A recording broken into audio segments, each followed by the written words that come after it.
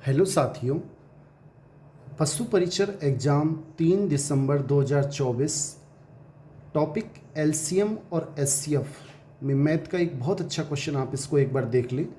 13.5, 0.9 और 12 का एचसीएफ ज्ञात करो। साथियों, इसको ज्ञात करने के दो तरीके हैं। या तो आप क्या करें कि जो भी दशमलव हैं, जिन संख्याओं का हमें निकालना है, दशमलव वाली संख्या में जितनी भी संख्याओं का एलसीएम या एचसीएफ निकालना है, उन सब में दशमलव का स्थान समान कर लें। मतलब 13.5, 0.9 और मैं इसको लिख सकता हूँ 12.0। अब इस संख्या में भी दशमलव एक संख्या से पहले है, इसमें भी दशमलव एक संख्या से पहले है और इसमें भी दशमलव एक संख्या से पहले हो गया है। 12.0 12 के बराबर है, इसलिए हमने ऐसा लिख दिया है।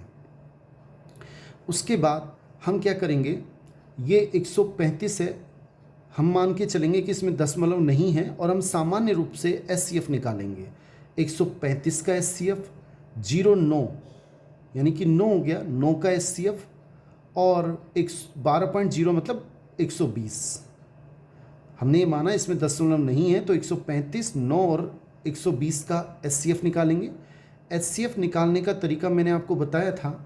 एलसीएम में तो क्या करते हैं, कोई भी एक संख्या, जैसे 2 का भाग इसमें जा रहा है तो 2 का दे लेते हैं, लेकिन एचसीएफ में ऐसी संख्या का भाग देते हैं जिसका भाग तीनों में ही जाना चाहिए। देखो, 2 का नहीं देंगे क्योंकि 2 का इसमें चला जाएगा, इन दोनों में नहीं जाएगा। 3 ऐसी संख्या है जिसका भाग तीनों में जा रहा है, तो हम 3 का दे सकते हैं।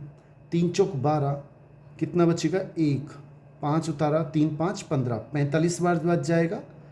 इसमें 3 बार जाएगा, इसमें 40 बार जाएगा।